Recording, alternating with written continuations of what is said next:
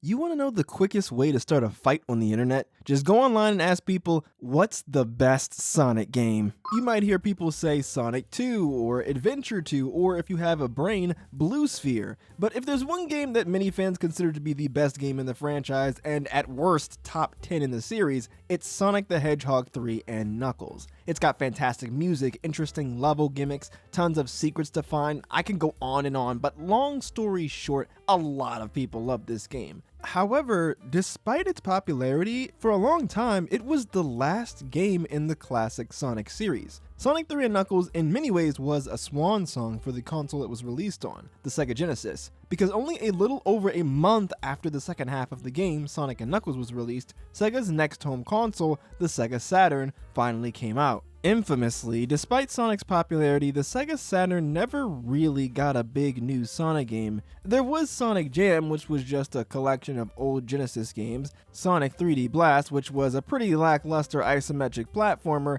and Sonic R, a racing game that, while having a ton of charm, wasn't a particularly amazing game. This period of time is an era that I like to call the awkward era of Sonic. If the classic era was the period of youthful joy and inspiration, then the Sega Saturn era was the middle school years filled with pimples, body odor, and broken hearts. You can check out the two-part video series that I did on this era. After you finish watching this video, of course, silly. The main two reasons for the lack of a mainline Sonic platformer on the Saturn are likely because, one, several of the developers of the classic Sonic games went on to work on a new game, Nights into Dreams, on the Sega Saturn. The development team of Nights included many of the people who were the heart and soul of the Sonic franchise, like Takashi Iizuka, who worked as a designer on Sonic 3 and Knuckles, artists Naoto Oshima and Kazuyuki Hoshino, who did character designs for several of the early games, Yuji Naka, who worked as a lead programmer on Sonic 1, 2, 3, and Knuckles, and composers Naofumi Hataya, who made music for Sonic CD, and Fumie Kumatani, who would later become a prominent composer in the 3D Sonic games following her work on Sonic Adventure. The second reason for this lack of a big Sonic platformer was that there actually was a new 3D Sonic game called Sonic X-treme, being worked on by the Sega Technical Institute, who had developed Sonic 2, 3 and Knuckles, and Sonic Spinball, but the game was infamously cancelled after issues during development. As a result, Sonic was kind of in limbo, with spin-offs being pushed off to other developers like Traveler's Tales, who developed Sonic 3D Blast and Sonic R, and different teams within Sega themselves, like Sega AM2, who worked on the Sonic fighting game Sonic the Fighters. Eventually, Sonic made the leap to 3D with Sonic Adventure in 1998. And after that game came out, it seemed like the 3D games were the future of the franchise, leaving the classic 2D platformers in the past, only to show up in occasional side series on handhelds. However, in late 2009, a trailer for a new Sonic game codenamed Project Needlemouse would be released. From the trailer and blog posts surrounding the game, it seemed like Project Needlemouse was meant to evoke the feeling of the classic 2D Sonic games on the Genesis. Sega really played up the mystery behind this game. They made blog posts with trivia questions about Sonic, and if enough people answered correctly, they'd reveal a little bit of information about the game, namely what characters wouldn't show up in the game, eventually revealing that Sonic would be the only playable character. There was also a Sonic the Hedgehog birthday contest for the 19th anniversary of the series, where people could send in fan videos about Sonic, and the creator of the best video would be able to see the finished version of Project Needlemouse. Another interesting promotional event that they did was a fan art challenge, where if enough people sent in fan art, they'd reveal even more info about the game. One of the things that they revealed was the official name of Project Needlemouse, that name being Sonic the Hedgehog 4. Finally, after nearly 16 years, a sequel to Sonic 3 and Knuckles, the pinnacle of the Sonic franchise, would be released. I remember being so excited for this game. I was too young to experience the classic games being released for the first time, but I did grow up with them thanks to the Sonic Mega Collection, so being able to experience the release of a brand new classic Sonic game really felt like a monumental moment. However, the unexpected happened. A build of the game was actually leaked early. In some ways, this could be seen as a good thing because it allowed the developers to get some early feedback. fan response, from what I could tell, was mixed. Some thought the game looked good, and some were critical of the game's visuals and level design. Sega then decided to delay the game following these leaks and fan feedback. Eventually, in October 2010, Sonic the Hedgehog 4 Episode 1 would be released for the Wii, PS3, Xbox 360, and the iPhone.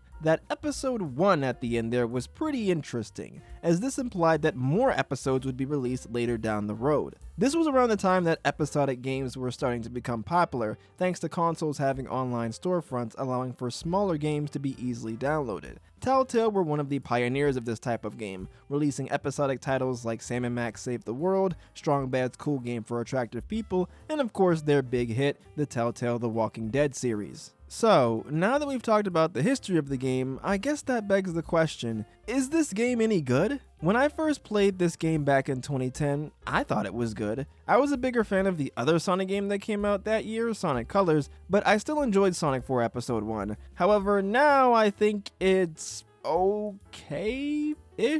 The first big issue is the game's physics. Rolling down hills seems like it slows Sonic down more than it speeds him up. He can just casually walk up walls. For some reason they made Sonic leave his rolling ball state when he rolls up into the air, which makes it easier for him to get damaged. The whole game just feels off. The next big issue with the game is the art style. Obviously, it looks nothing like the classic Sonic games, which I find really interesting because around this time is when the retro pixel art style was in. Mega Man 9, the Bit Trip series, Super Meat Boy. Sega doing a 16-bit style pixel art Sonic game would have fit right in, but instead they opted to use Sonic's newer modern design. Normally, I'd say it's not that big of a deal, but then again, this game was marketed as a return to classic Sonic, so using the modern design of Sonic, and Eggman for that matter, is a bit blasphemous. However, the biggest issue visually is how the game is rendered. Sonic and many of the enemies in the game are extremely bright. They don't fit with the rest of the game's visual style at all. Speaking of the game's visual style, I'm not a fan of it, mostly because the game doesn't really have much of a visual style. Everything just looks bland. So bland that the grass in Splash Hill Zone looks plastic, like the grass in those indoor sports centers. The game also lacks a lot of depth visually, primarily because the stages look really flat. I don't even think the stages themselves are 3D. I think they're pre-rendered 3D models that they just turned into 2D PNGs or some other image format that they could just plop onto the screen like this was Donkey Kong Country from 1994. Let's actually get into the zones of Sonic 4. We have Splash Hill Zone,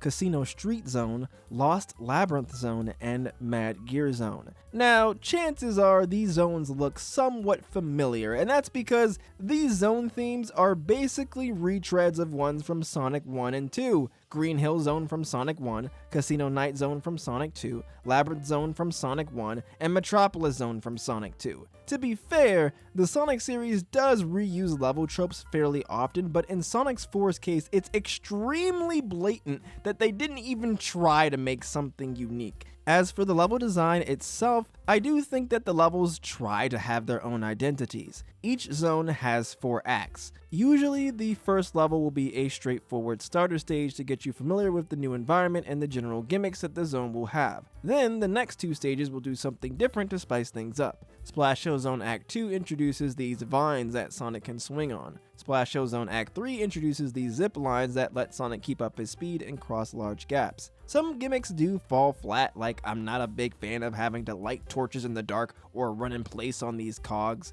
The last act of each zone is a boss fight, and all of them are very shameless in how they rip from classic Sonic stages that the levels are based on. Besides the boss levels, in the other acts, if you get 50 rings when you reach the end of the stage, a giant ring will appear and take you to a special stage if you jump into it, just like in Sonic 1 and CD. And the special stages in this game are just like Sonic 1's, where your goal is to get the Chaos Emerald in these rotating mazes, except instead of controlling Sonic, you control the rotation of the stage itself. You'll have to make it to the Emerald without touching these exclamation spheres that will end the stage early. You can also lose by running out of time, but you can easily avoid this by pausing the game and selecting Retry at any time, which negates a lot of the tension in these stages. I honestly think they should have just let you retry if you hit the exclamation spheres if they were just gonna make it so easy to retry by pausing. The special stages are fine enough. There's a decent amount of challenge in the later stages, but I wish they were a bit more interesting. Aside from the gates, which only open if you get a certain amount of rings, these special stages don't really do anything new that weren't already in the Sonic 1 special stages. By collecting all 7 Chaos Emeralds, you unlock Super Sonic. And all I can say about Super Sonic is, he's definitely supersonic. All in all, I find the levels in this game to be alright, I guess. My only major complaint is the abundance of instant death bottomless pits, which is kind of a staple of the development team Dimps, so I'm not too surprised. However, there's no indication that a pit is bottomless or not, which is really annoying and causes a lot of unneeded stress. Overall, there aren't many particularly interesting levels. It all feels just kind of by the numbers, I guess. That's really the best way to describe Sonic 4 Episode 1. A game that feels like it was made by a committee. Oh, people like classic Sonic, right? Well, instead of iterating on the classic Sonic formula and expanding upon what was already done like people actually wanted, let's just make a lifeless retread of old stuff and just slap on a homing attack for Sonic to use to make things seem fresh. They even tried to evoke the sound of the Genesis's sound chip with the game's music, but I don't think the result was very good. A lot of the music sounds overly synthy and twangy, which just makes the game sound annoying a lot of the time. I guess the last thing I can talk about is the story, but there really isn't much. You just play as Sonic and try to stop the evil Dr. Eggman who's using animals to power his robots. Like I said, this game was aiming to be just like the classic Sonic games, so the story wasn't exactly a main focus. I guess one interesting thing about the story is how the game ends. There are 4 endings, kind of. These endings are divided into 2 categories. The first category is if you don't collect all of the Chaos Emeralds. Sonic does this pose where he's pointing and the game tells you to try again while Eggman laughs at you. During this little pre-credits ending sequence while Sonic is running, you can actually still jump while Sonic automatically goes to the left. If you collect all of the rings in this ending sequence, Sonic will still jump towards the screen, but with a different pose where he's doing a fist pump. The second category of endings is if you do collect all of the Chaos Emeralds. If you don't collect all of the rings in the ending sequence, Sonic will do the pointing pose, but you'll get a different after credit scene where instead of saying try again, the game shows an image of Metal Sonic and then a message that says to be continued. If you do collect all of the rings in the ending sequence, Sonic transforms into Super Sonic. The endings aren't particularly great, but I do think the fact that there's variations in Sonic's ending pose to be pretty amusing. But with that out of the way, that's about all I have to say about Sonic 4 Episode 1. Let's see what my viewers thought about the game. I made a poll where I asked people what their thoughts were on the game. Yikes! Over half of the people who voted said that the game was bad. This person says, it was the fact Sega named it as a sequel to Sonic 3 and Knuckles is what makes us angry. It originally was supposed to be called Sonic Mobile or something like that. Another person says, calling a WiiWare game Sonic 4 was a huge misstep and it gave it huge expectations that it missed so badly that it further damaged the brand. Someone else offered a similar perspective. I think it was okay. The only reason why people hate this title is cause, well, it's Sonic 4. If it was called anything else, people would hate it less. This is probably the biggest blunder of Sonic 4, the fact that it was called Sonic 4. It was marketed as the next entry in the Sonic Classic series, and it's obvious that it wasn't that. The comment about the name of the game being Sonic Mobile is interesting. So, I've heard allegedly that this game was originally going to be a mobile game called Sonic the Portable. You can even see in Casino Street Zone in the background on the Ferris wheel that there's a neon sign that says Sonic the Portable. This leads me to believe that in an attempt to get more people to be interested in the game, they rebranded it to Sonic 4. If the game had just been called Sonic the Portable, I'm sure most people wouldn't have cared too much about this one. I mean, do you keep up with all of the current Sonic mobile games? Probably not. After the release of Sonic 4, the game kinda faded into the background as better Sonic games came out. That is, until nearly 2 years later in May 2012, when Sonic the Hedgehog 4 Episode 2 was released on PC, PS3, Xbox 360, and mobile phones. Unfortunately for me, Episode 2 didn't get a Wii release, which wouldn't be as bad, except for the fact that if you own both episodes on the same system, you unlock Episode Metal. The game even says lock-on system engaged, as a callback to Sonic & Knuckles' lock-on technology where you could connect it with various Genesis games to unlock brand new stuff. Like connecting Sonic & Knuckles to Sonic 2 would allow you to play as Knuckles in Sonic 2. Metal Sonic returns as a recurring boss in Episode 2,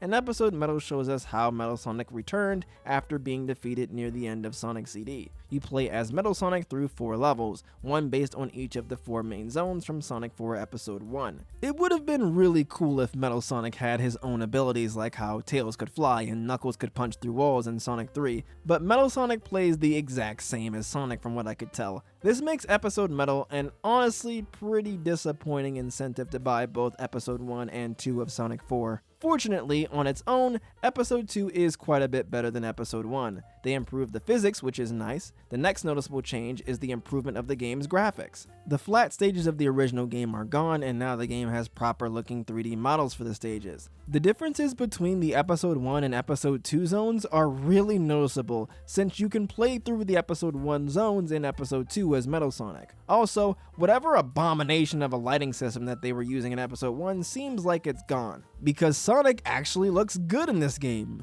While we're talking about aesthetics, let's move on to the stage themes themselves. Sonic 4 Episode 2 tries at least a bit harder than Episode 1 to make unique level themes. Sylvania Castle seems to be a blend of Aquatic Ruin from Sonic 2 and Marble Garden from Sonic 3. White Park is this cool snowy amusement park level. Oil Desert is basically Oil Ocean set in the desert, and Sky Fortress is Sky Chase and Wing Fortress put together. The only zone that I think is particularly interesting is White Park. But hey, that's one more zone than Sonic 4 Episode 1, I guess. Speaking of levels, the boss levels are also improved this time around since they're actually new. They even do a fun little fake out where they pretend like the boss of the first zone, Sylvania Castle, is going to be a retread of Aquatic Ruins boss, but it's actually this plant dragon robot that I think might be inspired by Doc Ock. While Sonic 4 Episode 2 does a lot of new stuff, it still does feel a bit creatively lacking. Just like Sonic 4 Episode 1 was heavily inspired by Sonic 1, Episode 2 is inspired by Sonic 2. Many of the levels are heavily inspired by Sonic 2 levels. Tails is back, and the half-pipe special stages from Sonic 2 are back, along with Super Sonic of course. One of the new additions to the game are the partner moves. These are very reminiscent of the partner actions in Sonic Advance 3. You can team up with Tails to do up to 3 special moves: a rolling combo attack with Tails, Tails flying while holding Sonic, and Tails swimming while holding Sonic. Technically, this isn't new for the Sonic series, but it is kinda cool to have, although Tails' flying ability can ruin a lot of the game's challenge. One area that I think is a step back is the stage progression. In Sonic 4 Episode 1, after beating Splash Hill Act 1, you could play through the levels in any of the 4 zones in any order minus the boss, which required you to beat the previous acts. However, in Episode 2, you have to beat Sylvania Castle first, then the game opens up a bit and lets you play levels from either Oil Desert or White Park. Then, upon clearing both of those zones, you can play Sky Fortress. One thing that isn't new though is the quality of the music. It still just isn't very good.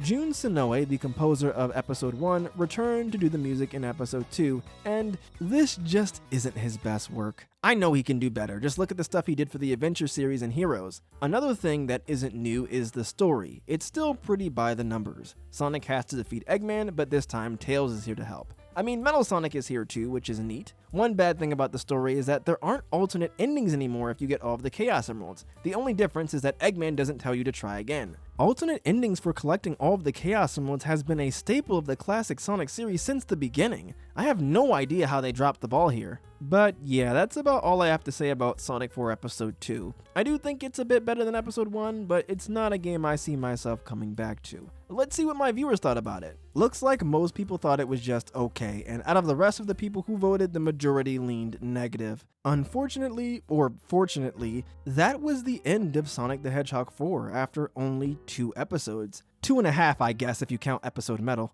There were apparently plans for an Episode 3, but the game never ended up coming to fruition, and I honestly don't think we'll ever see this series continue. The developers of Sonic 4, Dimps, who previously developed beloved Sonic games like the Sonic Advance series and the Sonic Rush series, only worked on one other Sonic game after this one, and that was the 3DS version of Sonic Lost World. It seems like Sega has moved on from Sonic 4 as we got Sonic Mania, which many fans consider to be the true continuation of the classic Sonic series, and we've even seen another 2.5D Sonic game with Sonic Superstars. When it comes to 2D Sonic, it seems like most people are asking for a Sonic Mania 2 or re-releases of older games, so by the creators and by many fans, it seems like Sonic 4 has ended up forgotten.